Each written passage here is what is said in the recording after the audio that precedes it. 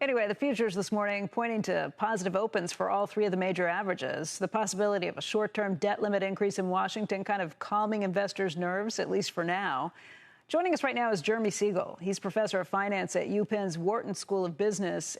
And Jeremy, you're usually pretty bullish, but last week you started sounding more pessimistic about things. You're worried about the things that we've just been talking about with the supply chain and with inflation. You think that's climbing faster than maybe the Fed realizes at this point? Absolutely, Becky. And so I think it's going to be a challenging quarter, this fourth quarter, and maybe into the first quarter of next year. I think inflation is going to run a lot hotter than what the Fed thinks. Next week we're going to get the CPI 0.2, 0.3 on the month, but we see prices going up so much more everywhere. And I think there's going to be pressure on the Fed, actually, not only to start the taper, they're going to announce that, but to taper faster than what the market thinks.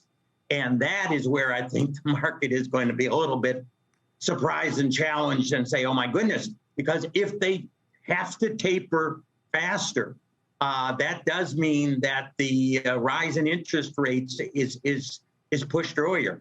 Speaking to, Joe's earlier comments about an hour ago about the money supply, I've been harping about the money supply explosion over the last 12 months. It's unprecedented, the liquidity in the market. And I mean, it is feeding into prices, and that's inevitable.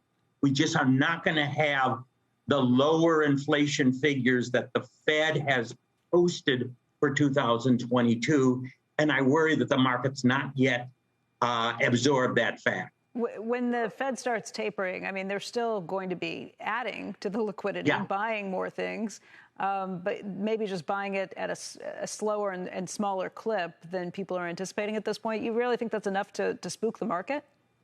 Well, I think it's going to be. I think they're going to have to go maybe faster as the taper to end sooner. That is what I think would spook the market. Chairman Powell actually opened that up in testimony when he was asked, could you raise interest rates at the same time? And he said, no, we would complete our tapering first. Then, with a bar high, we'd do that. If things get worse than we expect, we would taper faster.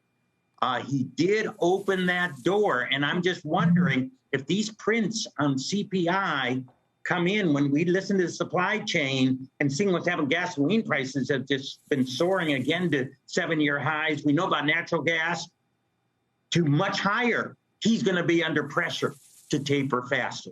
That is my worry about the near term. In the longer term, listen, stocks are real assets. They'll ride that inflation. But at this point, they got to contend with a Fed that may have to become more aggressive.